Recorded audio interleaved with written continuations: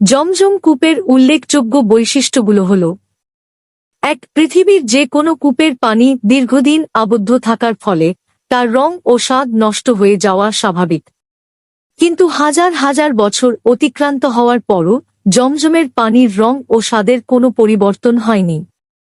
২. জমজম কূপের পানি মাটি থেকে প্রায় ১.০৬ ফুট নিচে।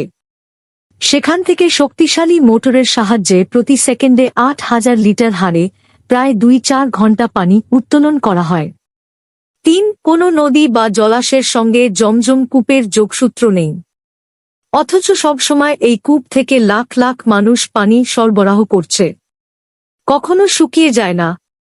৪. জমজমের পানি শুধু তৃষ্ণা মেটায় না, বরং ক্ষুধাও নিবারণ করে এবং আরোগ্য দান করে।